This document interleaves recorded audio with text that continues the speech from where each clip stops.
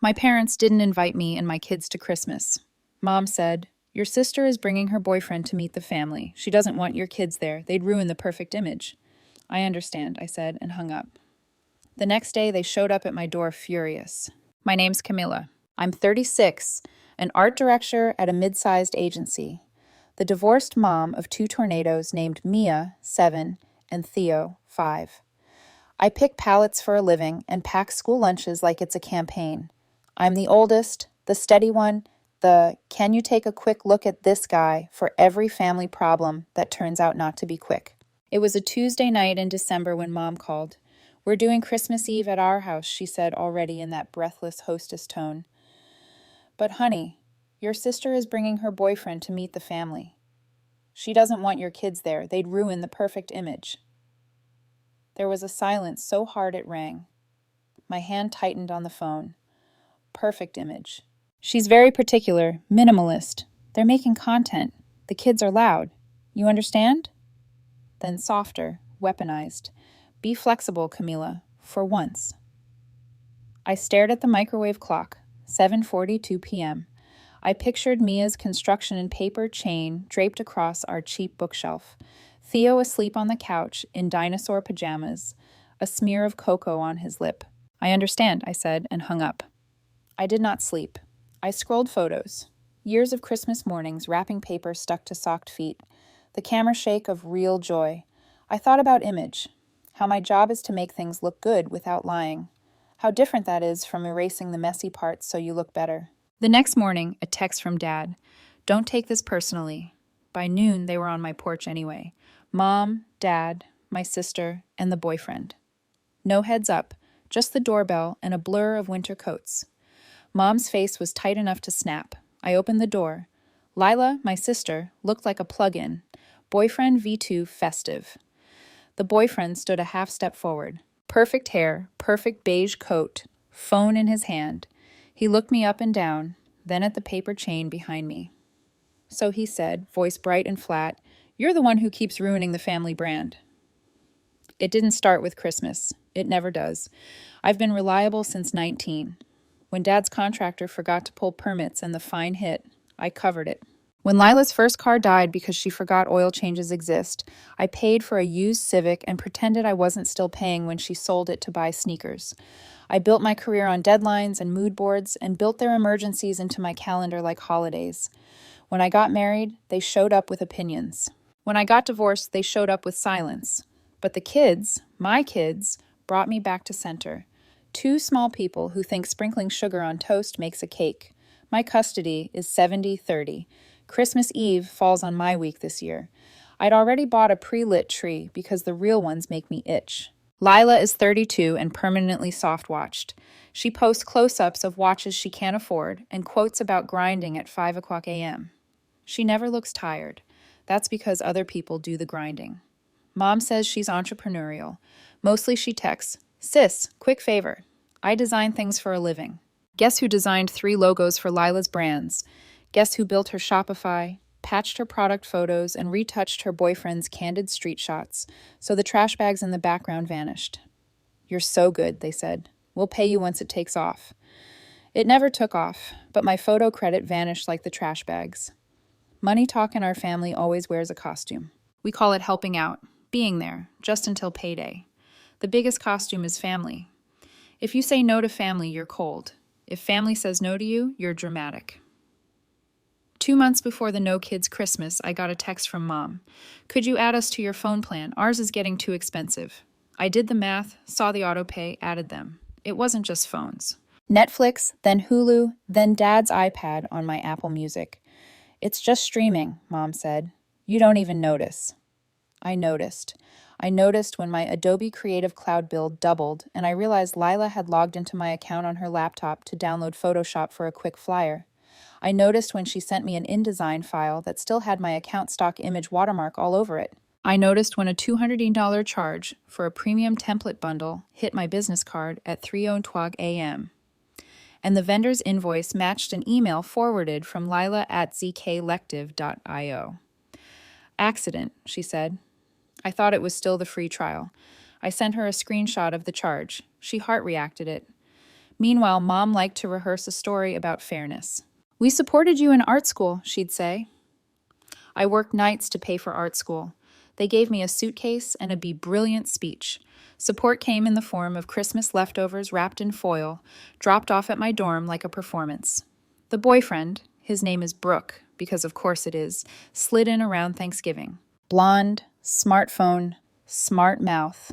I met him once at a brunch where everyone ordered air, and he cut pancakes into geometries for the camera and didn't eat. He told me he was a creative director for a candle brand that only sells one candle at a time for $89. I asked what the scent was. Clean. Okay. Brooke believes in neutral palettes and kids only in muted clothing. Mia wears a neon unicorn hoodie like it's armor. Theo thinks socks are optional. My house photographs honest. Brooke called it chaotic. Lila called it not on brand. Mom called it something to work on. Honey, when Mom delivered the Christmas news, no kids because perfect image, I could hear Brooke in the room. Coaching. We're doing a white-on-white table. The kids will touch things as if touching is a crime. I said, I understand, because I've learned if you fight in the moment, they turn your anger into the problem. If you go quiet, you get a minute to breathe. The next morning on my porch, the four of them looked like a board meeting. Mom went first. You made me feel terrible last night, she said, like I'd slashed her tires. I said 2 words. That's the problem. Dad added, You're always withholding. Family needs communication. Lila adjusted her watch. Sis, it's one Christmas. We're trying to land a partnership. Family, Dad corrected. Family, Lila agreed, like she'd invented it. I nodded slowly. Right, family. I closed the door. I let the door click and leaned my forehead against the wood. I could hear my pulse. In the kitchen, Mia hummed Jingle Bells off-key while she rifled through the sprinkle drawer. Theo drummed the table with a spoon. The house sounded like life. My phone buzzed. Group chat. Family immediate. Mom had renamed it last year, right after I paid Dad's surprise tax bill. Mom, Camilla, please don't be difficult. Dad, we need a decision by 3. Lila, Venmo is fine. Brooke sending inspo. 3 beige squares dropped in. A white tablecloth, white candles, a bowl of bleached pine cones that looked like bones. I opened photos and scrolled to my camera roll. Receipts folder. I keep receipts like a hobby now. Not for revenge, for memory. Dad's contractor. Fine. Lila's Civic. iPad for Mom. Groceries that went missing from their porch and somehow showed up in their fridge. I screenshotted a grid of them and dragged it into the chat. Me? Just a reminder. Mom replied in under 10 seconds. Tacky. Lila, we said we'd pay you back. Me. You also said that about the Shopify and the photo gear and the Adobe charges and the phone plan. Blue dots typing. Stop typing again. Brooke, finally. Money is leverage. Family is not the vibe. I stared at that sentence until the edges went soft. Then something clicked. It wasn't a fresh idea. It was an old one I'd ignored. Boundaries aren't mean. They're honest. I typed, me. I'm not paying for a photographer to capture my kid's absence. Silence. Mom called. I let it ring out. She texted instead.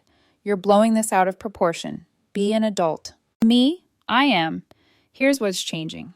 I stood at the counter with sticky kid hands tugging at my shirt and wrote the list in plain words.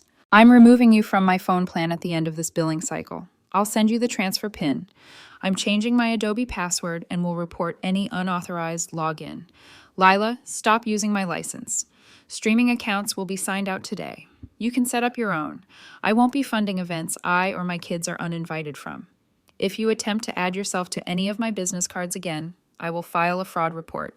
I hit send, 3 dots, then Dad threats. Me, boundaries. Lila, dude, over 2,000-ish. Me, over a pattern. Mom, you're making this hostile. Your children will hear about this. I looked at Mia's face dusted with powdered sugar and felt something steady inside me. No, I said out loud to the empty room. They'll hear I protected them. The doorbell rang again. I opened it. The 4 of them on the porch, tighter now, winter air pouring around their edges. Mom started to speak. I held up a hand. Calm. I'm done being the bank and the stylist and the silent one. I said, you can host any Christmas you want. White table, no kids, content, whatever. But not with my money. And if you ever try to shut my kids out so you can look cleaner online, you shut me out too. Lila's jaw flexed. You'd blow up Christmas over a vibe. You blew it up when you made family conditional. Brooke lifted her phone like a shield. This is unhinged.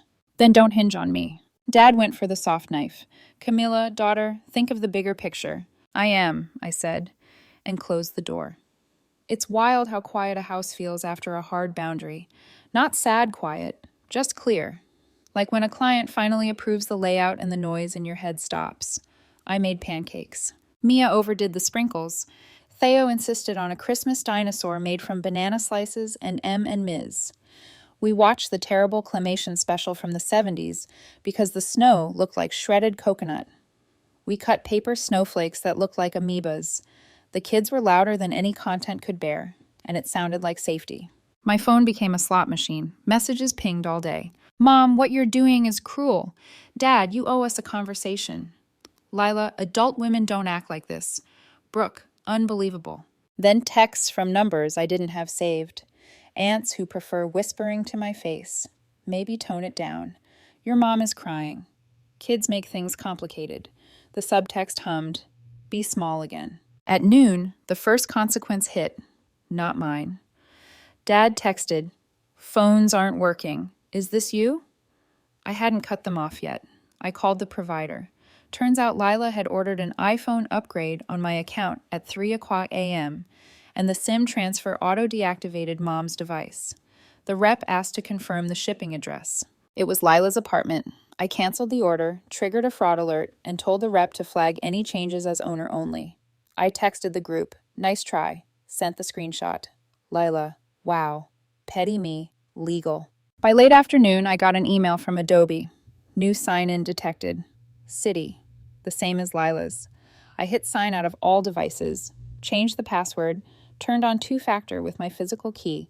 I messaged her separately. If you need design software, buy it. She replied with a vomiting emoji. Around 5, my doorbell rang again. This time just Brooke. Beige coat, bare head, cold pink on her cheeks. I don't want a scene, she said. Then stopped showing up at my door. She glanced past me where the kids were dancing to Jingle Bell Rock at a volume that rattled the utensils. Look, I get that you're protective, but you're tanking something big. A brand offered us product for the dinner. They like clean lines. Babies with sticky hands don't fit. They're not babies. I didn't mean you did. I kept my voice low. Brooke, I'm not your problem. You just met my family. They're very good at spending other people's money and calling it love. If you want that, fine. But my kids aren't props you can crop. Something changed in her eyes. Not agreement, but a flicker. She looked at the paper chain again. You could style the kid day. She tried weakly. We already did. I nodded at Mia, who was wearing 3 different patterns and a grin, and it's perfect. Brooke swallowed. We won't ask you for anything else, she said, turning away. I know, I said, and closed the door. That night, Mia asked very small, did we do something wrong? Grandma said, we're a lot. My brain went white. I sat on the floor so our eyes were level. You were loud, I said, and silly and brilliant and not for anyone's brand. Someone made a grown-up choice that wasn't kind. That's on them. She nodded, thinking, then climbed into my lap. Theo crawled across the rug like a lizard and piled on. We became a kid heap. I breathed into the tangle of their hair and made a new rule in my bones. The second someone makes them think their bigness is a flaw, we're done with that someone far away at the white-on-white dinner. Mom posted a story of candles I couldn't watch because I'd removed myself from following months ago. A cousin DM'd me screenshots anyway. The table looked like a hospital woke up and decided to be festive. Lila gave a toast, and there, in the reflection of a serving spoon, were the empty spaces where my kids would have stood on tiptoe to blow out candlelight. The next day, the money part arrived late and dramatic, like it always does. Mom called first thing, voice pitched to martyr. We had to put the catering on our credit card because you wouldn't help. The bank flagged it. We're over limit. I'm sorry you planned something you couldn't afford. You'll reimburse us for the difference. She said it as if that's what daughters do when parents can't math. No, she inhaled sharply. Your father is very disappointed. Dad got on the line. Camilla, your sister stepped up. She covered the photographer out of her own pocket.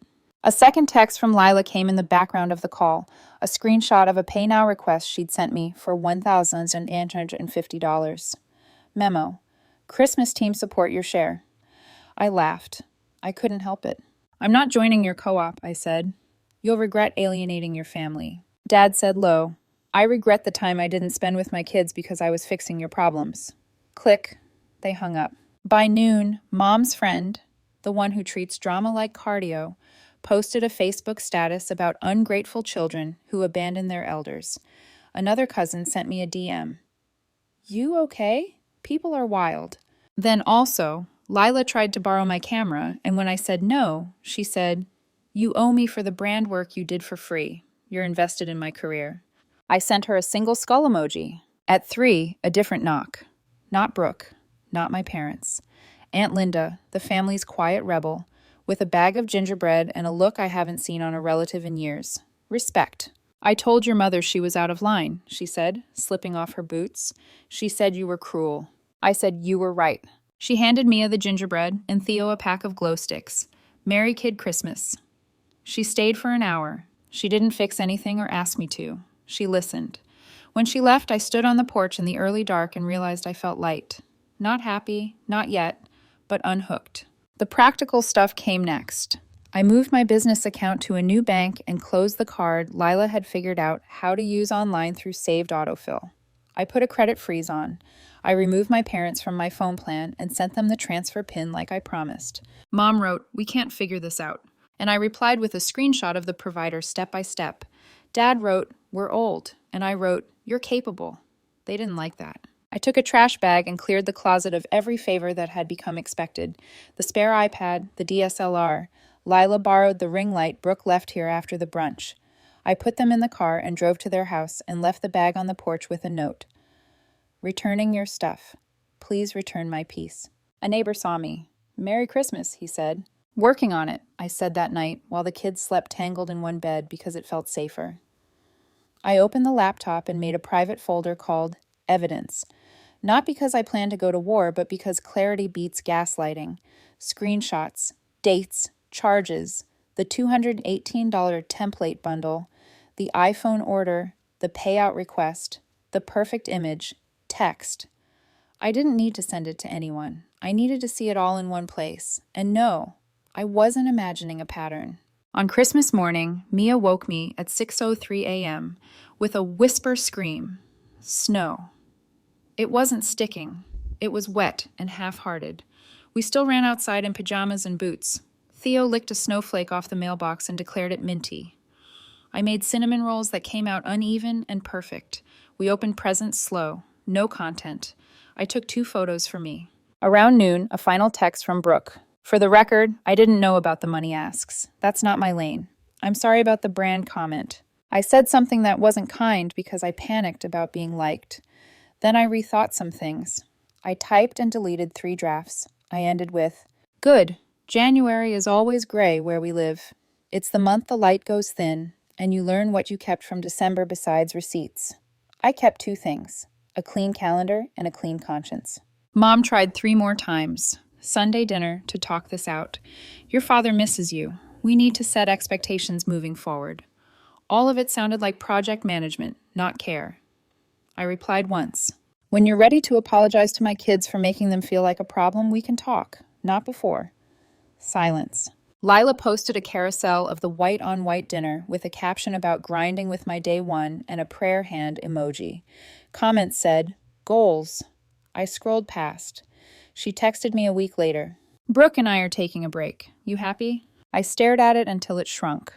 Then I put my phone face down and built a Lego spaceship with Theo that looked like a toaster with wings. At work, I stopped staying late to vacuum other people's messes because I realized I'd been rehearsing the same role everywhere. I trained my junior designer instead of just fixing her files at 11:00 p.m. I said, no rush. Mia asked if we were going to Grandma's house again. I told her we could invite Grandma here if she wanted to apologize. Will she? Mia asked. I said, people surprise you. 2 weeks later, Aunt Linda invited us to her place for cocoa. No agenda, she said. Just warmth. We went. She had mismatched mugs, a puzzle missing 4 pieces, and a dog that sheds like it's his job. It felt like a life you can trust. On the drive home, the kids sang, off-key, messy, great. The last thing I did was small and huge. I printed a sheet of paper and taped it inside my kitchen cabinet where we keep the bowls. It's just a list. I don't pay to be treated badly. My kids are not negotiable. No is a complete sentence. Family is a verb. I read it every morning. On days I forget who I am to them, it reminds me who I am to me. A few nights ago, Dad finally texted, "Your mother wants to try again. Sunday, bring the kids." I breathed. Then, "We'll come by for an hour. If anyone mentions image or asks for money, we leave." He wrote, "Fine." No emoji. Progress disguised as grumpiness. We went. Mom had clearly practiced sorry in the mirror. It came out stiff and real enough. She knelt to Mia and Theo and said, "I made a mistake. Not, but just the sentence." I watched their faces. They forgave her instantly because their default setting is open. I let my shoulders drop 1 inch. Lila wasn't there. Mom said she was busy. I didn't ask. We stayed for exactly 1 hour. We ate dry cookies. We took home leftovers we actually wanted. When Mom started to hover and ask about family trips and budgets, I stood, smiled, and said, "We're heading out. No scene, no lecture, just the line." We left at 59 minutes, because sometimes you keep promises to yourself with a timer. At bedtime, Mia asked what the moral of Christmas was this year. She asked it about everything, like life is a fable, and I'm old owl. I tucked her in and thought about candlesticks and pay now requests and paper chains and banana dinosaurs. The moral, I said, is that love isn't a filter. It's messy and loud, and it doesn't ask you to shrink. If someone says you have to make yourself smaller to fit in their picture, you get a new frame. She nodded like this was obvious. "And we're keeping our paper chain up till March," she said. "Deal," I said. I turned off the light. The house hummed. Not perfect. Ours. I stood in the doorway for a second longer and let the quiet settle. Then I went to the kitchen, opened the cabinet with the bowls, and read the list again, like a prayer. I don't pay to be treated badly. My kids are not negotiable. No is a complete sentence. Family is a verb. I'm done being anyone's.